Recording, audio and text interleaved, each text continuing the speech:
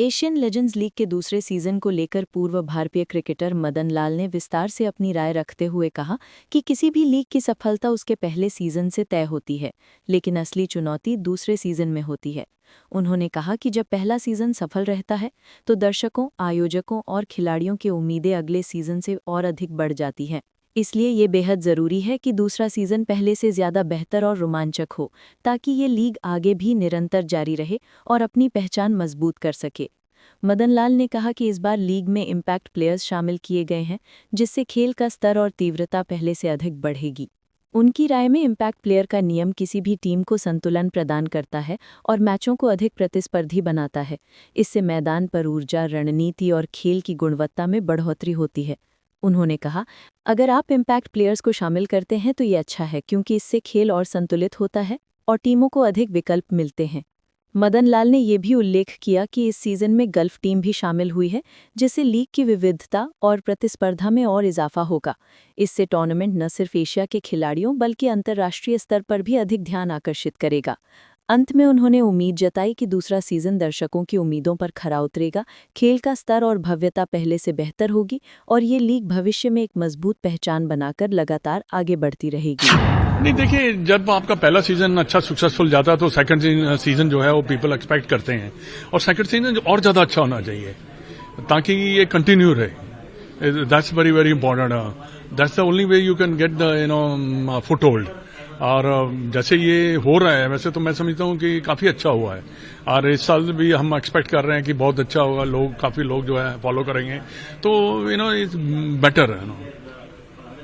इस सीजन में क्या कुछ अलग जो है वो देखने को मिलेगा? क्रिकेट हमने देखा कि पहले से ही भारत का एक पसंदीदा गेम रहा है।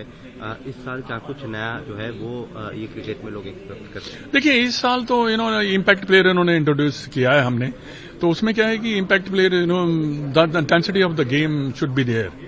ऐसा होना चाहिए। अभी कई होता है कि कई जगह पे आपको वो प्लेयर की यूटिलिटी ज्यादा लगती है, तो अगर इम्पैक्ट प्लेयर आपने इंट्रोड्यूस किया है तो इट्स बेटर है। Some time it make a more balance, so that's a new thing. Then the Gulf team is also there, so Asians they are there, so it makes a lot of Bhajpa सांसद रविशंकर प्रसाद ने संसद में विपक्ष पर तीखा हमला बोलते हुए एसआईआर मुद्दे को लेकर उनकी आलोचना की।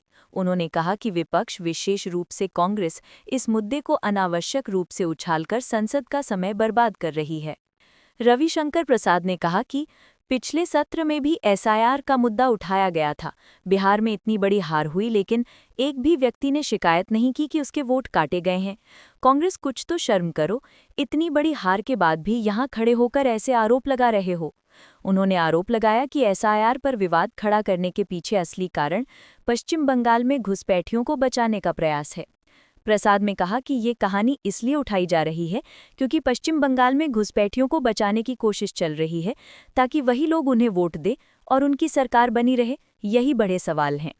भाजपा सांसद ने विपक्ष पर संसद की कार्यवाही में बाधा डालने का भी आरोप लगाया और कहा कि विपक्ष जनता के मुद्दों पर चर्चा के बजाय अफवाहों और मनगढ़ंत आरोपों में समय बर्बाद कर रहा है। रविशंकर प्रसाद के इस बयान से स्पष्ट है कि एसआईआर मुद्दे पर सत्ता पक्ष और विपक्ष के बीच टकराव और अधिक तेज हो गया है। इतनी बड़ी बिहार में हार हुई, एक व्यक्ति ने कॉम्प्लेन नहीं किया करोड़ों वोटर्स में कि हमारा नाम गलत कटा या हमको वोट देने नहीं दिया गया। अरे कांग्रेसियों, कुछ तो शर्म करो। इतनी बड़ी हार हुई है, फिर भी यहां खड़े हो। चुनाव आयोग ईमानदारी से काम करता है कि नहीं? बिहार में किसी बीरो ने कहा कि हमको दबाव पड़ रहा है? बिहार में किसी बीरो ने सुसाइड किया क्या? तो ये कहानी कहां से आ रही है? क्योंकि बंगाल में घुसपैठियों को बचाने की कवायद चल रही है, ताकि उनकी सरकार में घुसपैठिए वोट दें। ये है बड़े सवाल। और मैं फिर रिपीट कर रहा हूं, क्या बिहार में एक भी बीएलओ ने कोई शिकायत की क्या? और एक भी वोटर ने शिकायत की क्या कि हमारा वोट नहीं देने दिया गया या गलत तरीके से काट दिया गया? एक का मतलब एक नहीं, छोड़िए कोर्ट को। क्या आपके सामने किसी वोटर ने कहा 1 किलो लेके आए थे वो भी नकली निकला। तो हर बार ये, अरे कभी तो हार से सबक लो। कांग्रेस पार्टी अगर आपको वोट नहीं मिलता तो हम क्या करें, और आपके इस लक्षण से आपको कभी वोट नहीं मिलेगा। संसद का आप समय बर्बाद करते हैं। 2 दिन हो गया और इतनी बड़ी हार के बाद तो कुछ तो आंख में पानी होना चाहिए ना। बिहार ने आपका सफाया कर दिया, फिर भी आप खड़े हैं, अड़े हैं। तो मतलब क्या, देश आपको इसका पूरा जवाब देगा, इतना ही मैं कहना। केंद्रीय रक्षा मंत्री राजनाथ सिंह ने कहा कि सरदार वल्लभ भाई पटेल की आयु को आधार बनाकर ये तर्क देना कि उन्हें स्वतंत्र भारत का प्रधानमंत्री नहीं बनाया जा सकता था, पूरी तरह असंगत और गलत है। उन्होंने इस विचार को सरासर मूर्खतापूर्ण बताते हुए कहा कि सरदार पटेल में इतनी ऊर्जा, दृढ़ इच्छा शक्ति और नेतृत्व क्षमता थी कि वे सहज ही आज़ाद भारत के प्रधानमंत्री बन सकते थे। राजनाथ सिंह ने कहा कि सरदार पटेल का जीवन किसी पद या सत्ता की लालसा से प्रेरित नहीं था। उनके लिए राष्ट्र सर्वोच्च था और वही उनके हर निर्णय की प्रेरणा थी। उन्होंने कहा कि लौह पुरुष पटेल ने देश के एकीकरण का जो महान कार्य किया, वो उनकी असीम शक्ति, राजनीतिक दूरदृष्टि और राष्ट्र निष्ठा का प्रमाण है। उन्होंने आगे कहा कि प्रधानमंत्री नरेंद्र मोदी के नेतृत्व में केंद्र सरकार सरदार पटेल के विजन को आगे बढ़ा रही है। एक भारत श्रेष्ठ भारत की अवधारणा को नीतियों और कार्यक्रमों के माध्यम से जमीन पर उतारा गया है। उन्होंने कहा कि आज देश वर्ष 2047 तक विकसित भारत के निर्माण की दिशा में तेजी से आगे बढ़ रहा है और ये सरदार पटेल के सपनों को साकार करने की दिशा में एक मजबूत कदम है। अक्सर यह तर्क दिया जाता है सरदार पटेल की उम्र बहुत हो गई थी, इसलिए उन्हें प्रधानमंत्री नहीं बनाया जा सकता है। बहनों भाइयों, यह बात सरासर गलत है। मैं कहना चाहता हूं, मोरारजी देसाई 80 साल की ऊपर की उम्र हो गई थी। यदि वह भारत के प्रधानमंत्री बन सकते थे तो 80 साल के कम वाले सरदार वल्लभ भाई पटेल भारत के प्रधानमंत्री क्यों नहीं बन सकते थे? मैं लोगों से इस सवाल का जवाब चाहता हूं। उनके पास तो इतनी ऊर्जा थी, उनके पास इतनी ताकत थी कि भारत आजाद भारत के प्रधानमंत्री बन सकते थे, लेकिन उन्होंने अपने जीवन में कभी किसी पद की लालसा नहीं की। यदि उन्होंने अपने जीवन में किसी चीज को सर्वोपरि रखा है तो भारत को ही सर्वोपरि रखा है, इस देश को ही सर्वोपरि रखा है। इस देश के लिए सरदार वल्लभ भाई पटेल ने किया। प्रधानमंत्री मोदी जी के नेतृत्व में हमने सरदार पटेल जी को सोच को विश्वास के साथ कह सकता हूं, फुल कॉन्फिडेंस के साथ हम लोगों ने आगे बढ़ाया है, देश के हित में काम किया है। इसीलिए 2014 से पहले जहां हमारे देश की अर्थव्यवस्था दुनिया के देशों में 11वें स्थान पर थी, नौजवानों से कहना चाहता हूं, आप भी सुन लो, 2014 में यानी आदरणीय मोदी जी के भारत का प्रधानमंत्री बनने के पहले धन दौलत के मामले में, इकोनॉमी की साइज के मामले में जो हमारा भारत दुनिया के देशों में 11वें स्थान पर खड़ा था, मोदी जी ने वह करिश्मा किया कि 8-9 वर्षों के अंदर ही हमारा भारत जो धन दौलत के मामले में दुनिया के देशों में 11वें स्थान पर खड़ा था, वह जंप लेकर आज दुनिया के देशों में 4थे स्थान पर आकर खड़ा हो गया। दुनिया की मानी जानी फाइनेंशियल फर्म्स आज यह दावा कर रही हैं, भारत जितनी तेजी के साथ आगे बढ़ रहा है, अब इस सच्चाई को कोई नकार नहीं सकता है। 1.5 साल के अंदर दुनिया के देशों में धन दौलत के मामले में, अर्थव्यवस्था के आकार के मामले में भारत दुनिया के देशों में 3रे स्थान पर आकर खड़ा हो जाएगा। एक अमेरिका होगा, दूसरा चाइना होगा, उसके बाद 3रा देश इस दुनिया में कोई होगा बहनों भाइयों, हमारा और आपका देश भारत होगा। पहले दुनिया के दूसरे देशों में हम लोग जाते थे, हमारे देश के नेता जाते थे, अंतर्राष्ट्रीय मंचों पर हम कुछ बोलते थे, दुनिया हमारी बातों को गंभीरतापूर्वक नहीं सुनती थी। लेकिन आज भारत का वह कद बना है, भारत की वह हैसियत बनी है कि अंतर्राष्ट्रीय मंचों पर आज भारत बोलता है। मेरे बहनों भाइयों, सारी दुनिया कान खोलकर सुनती है भारत बोल क्या रहा है। यह है भारत की हैसियत, यह है भारत की ताकत। आज जो नई तिमाही के आंकड़े आ रहे हैं मेरे बहनों भाई, भारत की अर्थव्यवस्था 8.2% की दर से तेजी के साथ बढ़ रही है। और आप जानते हैं महंगाई का दर क्या है भारत में? मैं सबसे कहना चाहता हूं, पढ़े लिखे नौजवानों से भी मैं कहना चाहता हूं, ध्यान से सुन लो, आजाद भारत के इतिहास में कभी भी महंगाई की दर इतनी कम नहीं रही है जितने हमारे प्रधानमंत्री मोदी जी के शासनकाल में है। आज महंगाई की दर 1% नहीं है, आधा फीसदी नहीं है, बल्कि 0.25 यानी 1 की भी चौथाई हो गई है मेरे बहनों भाई। यह है हमारा भारत। 2014 के बाद से हमने कहा है, सीधे सीधे यदि कहना हो तो मैं कह सकता हूं, यह सुनिश्चित किया जाना चाहिए काम ज्यादा हो बात कम हो। इससे हमारे देशवासियों का जीवन इसी फार्मूले के कारण, इसी सूत्र के कारण हमारे देशवासियों का जीवन आसान हुआ है। मेरे बहनों भाइयों, सरदार पटेल ने आजाद भारत को राजनीतिक और भौगोलिक एकता के सूत्र में पिरोया था। हम सरदार वल्लभ भाई पटेल को, इसी विरासत को लगातार आगे बढ़ाने की कोशिश कर रहे हैं। मोदी जी के नेतृत्व में हमारी सरकार भारत को सांस्कृतिक, सामाजिक, आध्यात्मिक और आर्थिक एकता के सूत्र में बांधने का काम कर रही है। यह कोई सामान्य जिम्मेदारी नहीं है। हम एक भारत श्रेष्ठ भारत के मूल्य के साथ मेरे बहनों भाइयों हम तेजी से आगे बढ़ रहे हैं। नई पीएमओ कॉम्प्लेक्स का नाम सेवा तीर्थ रखने पर बीजेपी सांसद मयंक नायक ने कहा कि प्रधानमंत्री नरेंद्र मोदी बीते 25 वर्षों से गुजरात और पूरे देश की जनता की बिना किसी अवकाश के निरंतर सेवा कर रहे हैं। उन्होंने कहा कि प्रधानमंत्री बनने के बाद मोदी ने स्वयं को देश के सामने प्रधान सेवक के रूप में प्रस्तुत किया था और आज भी वे उसी भावना के साथ जनता की सेवा में लगे हुए हैं। मयंक नायक ने कहा कि प्रधानमंत्री ने पिछले 25 वर्षों में जनता की सेवा से एक दिन की भी छुट्टी नहीं ली है। प्रधानमंत्री पद की शपथ लेने के बाद भी उन्होंने खुद को प्रधान सेवक कहा और लगातार देश हित में कार्य करते रहे हैं। पीएमओ कॉम्प्लेक्स को सेवा तीर्थ नाम देने के पीछे की भावना को समझाते हुए उन्होंने कहा कि ये निर्णय प्रधानमंत्री मोदी की उस मूल विचारधारा को दर्शाता है जिसके तहत वे सबका साथ, सबका विकास, सबका विश्वास, सबका प्रयास के मंत्र पर दृढ़ता से चलते हैं।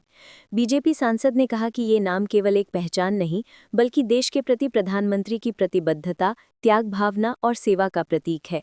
उन्होंने ये भी कहा कि नया पीएमओ कॉम्प्लेक्स सेवा और समर्पण का केंद्र बनेगा, जहां से भारत को विकसित राष्ट्र बनाने की दिशा में कई महत्वपूर्ण निर्णय लिए जाएंगे। देश के यशस्वी प्रधानमंत्री लगातार 25 साल से बिना किसी छुट्टी लिए हुए गुजरात से लेकर देश की जनता की सेवा ही कर रहे हैं। प्रधानमंत्री की शपथ लेने के बाद उन्होंने अपने आप को प्रधान सेवक के रूप में देश में प्रस्थापित किया था और वो लगातार वो जनता की सेवा ही कर रहे हैं। आज पीएमओ कार्यालय को भी सेवा तीर्थ नाम देकर जो उनका मूल मंत्र है, सबका साथ, सबका विकास, सबका प्रयास और सबका विश्वास, उन पे वो अड़ग है और आने वाले दिनों में जनता के लिए काम करने वाला प्रधान सेवक सही रूप में देश में काम कर रहा है। वो प्रतीति जनता की, देश की जनता को हो रही है और इसीलिए उन्हें नाम दिया गया है। केंद्रीय संसदीय कार्य मंत्री किरेन रिजिजू ने शीतकालीन सत्र को सुचारू रूप से चलाने के संदेश के साथ सर्वदलीय बैठक में लिए गए प्रमुख निर्णयों की जानकारी साझा की। उन्होंने बताया कि बैठक में सर्वसम्मति से महत्वपूर्ण मुद्दों पर विस्तृत चर्चा करने का फैसला किया गया है। रिजिजू ने कहा, आज सर्वदलीय नेताओं की बैठक हुई और इस बात पर सहमति बनी कि 8 दिसंबर को लोकसभा में वंदे मातरम के 150 वर्ष पूरे होने पर विशेष चर्चा होगी। 9 दिसंबर को चुनाव सुधारों पर चर्चा निर्धारित की गई है, जिसके लिए 10 घंटे का समय तय हुआ है। उन्होंने यह भी स्पष्ट किया कि संसद में अनावश्यक गतिरोध नहीं होना चाहिए। उन्होंने कहा, बिना मतलब गतिरोध नहीं होना चाहिए। हमने पहले दिन से कहा है कि सरकार किसी भी विषय पर चर्चा के लिए तैयार है। हम चाहते हैं कि सत्र में रचनात्मक बहस हो और सभी दल अपनी भागीदारी सुनिश्चित करें। केंद्रीय मंत्री ने शीतकालीन सत्र से सकारात्मक उम्मीद जताते हुए कहा कि सभी दल चर्चा में हिस्सा लें और महत्वपूर्ण मुद्दों पर लोकतांत्रिक ढंग से विमर्श को आगे बढ़ाएं। आज लोकसभा स्पीकर के चैम्बर में ऑल पार्टी फ्लोर लीडर्स का मीटिंग अच्छी तरह से हुई है और हम इस बात पे सहमति हो पाया है कि मंडे को लोकसभा में वंदे मातरम के 150 साल पूरे होने पर हम विशेष चर्चा करेंगे। उसके बाद ट्यूसडे को, मंगलवार को लोकसभा में इलेक्शन रिफॉर्म्स को लेकर के हम दिन भर चर्चा करेंगे। 10 घंटे का टाइम तय किया गया है। अगर जरूरत पड़ेगा तो उसमें हम टाइम एक्सटेंशन करेंगे, इस पे हम एग्रीमेंट हुए हैं।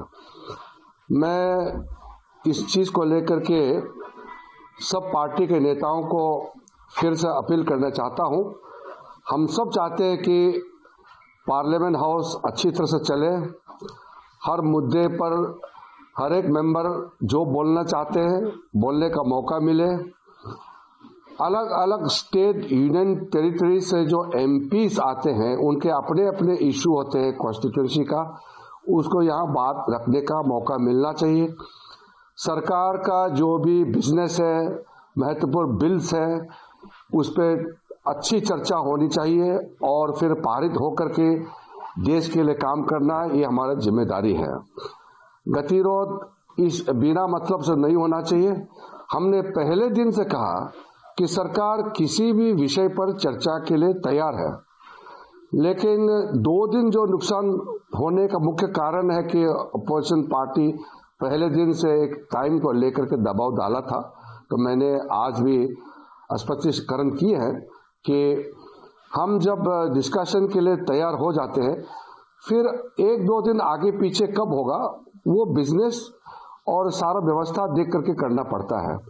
अंत में सबने एग्री किया और आज मेरा चैम्बर में दोनों लोकसभा राज्यसभा के फ्लोर लीडर्स के साथ भी अनौपचारिक हमारा मीटिंग हुई थी। उसमें भी हमने आदान प्रदान सबका बात सुना। बाद में जब लोकसभा स्पीकर के चैम्बर में ऑल पार्टी का मीटिंग बुलाया गया, तब हमने इस मंडे पे वंदे मातरम और ट्यूसडे 9 दिसंबर को इलेक्शन रिफॉर्म्स हम चर्चा करेंगे और उसमें बाकी मुद्दे जो संबंधित है ला सकते हैं। मैं उम्मीद करता हूं कि विंटर सेशन पार्लियामेंट जो हम इम्पोर्टेंट बिल्स और बिजनेस लेके आए हैं सब सपोर्ट करेंगे और देश हित में सब योगदान करेंगे। आपको यह वीडियो पसंद आया हो तो इसे लाइक करें, हमारे चैनल को सब्सक्राइब करें